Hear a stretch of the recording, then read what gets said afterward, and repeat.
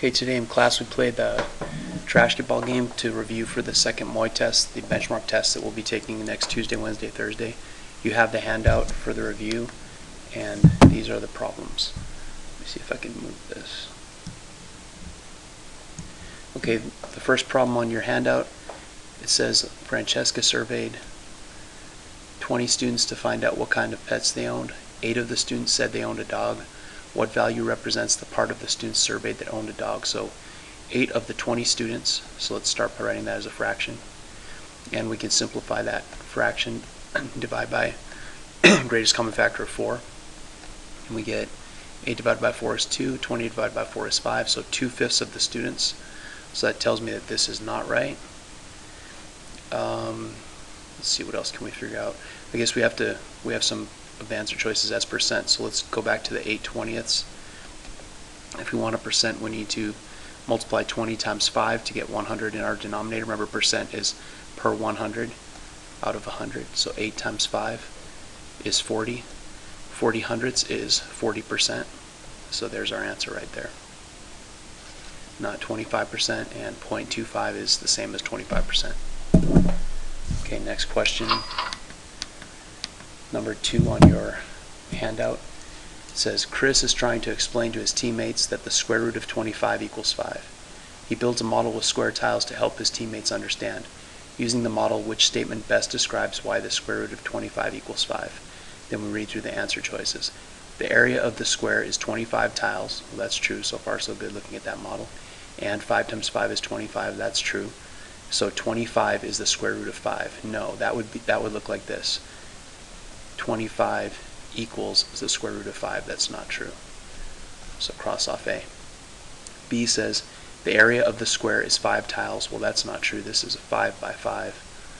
So the area of the square is 25. So cross that one off. C says the area of the square is 25 tiles. That's right, 5 by 5. And taking the square root of the area gives a side length of 5 tiles. That's right. The area is 25.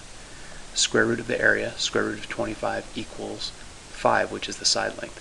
Square root means what number would I have to multiply by itself to get that number inside the square root symbol, or the square root operation. So that's C. Let's just read D to make sure we're not missing something. D says the area of the square is the square root of 5. No, that's not right. It's the square root of 25. So cross that one out. Okay, number 3 on your handout. The Bailey Pals raised $225.60 for charity this year. 1/4 of the money went to the Ronald McDonald House. If 4 other charities split the remaining money, how much money did each of these other charities receive? So we can't just divide by 5 because we have to first figure out what 1/4 of this amount is. So 225 and 60 hundredths divided by 4. There are 0 4s in 2. There are 5 4s in 22. 5 times 4 is 20. Subtract, we get 2 and bring down the 5. There are 6 4s in 25. 6 times 4 is 24. Subtract, we get 1. I should line up a decimal in my quotient, bring down the 6. There are 4 4s in 16. 4 times 4 is 16 exactly. And bring down the 0. 0 4s in 0. So $56.40 is what goes to the Ronald McDonald House. We have to subtract that amount from our original amount, $225.60. So when we're subtracting decimals, we line up the decimals. Line up a decimal in our difference. 0 minus 0 is 0. 6 minus 4 is 2. We need to borrow here. 15 minus 6 is 9. We need to borrow here. 11 minus 5 is 6. And 1 minus 0 is 1. Now that's the amount that's split among the other 4 charities. So we need to now divide that amount by 4. There are 0 4s in 1. 4 4s in 16. 4 times 4 is 16 exactly. Subtract, we get 0 and bring down that 9. There are 2 4s in 9. 2 times 4 is 8.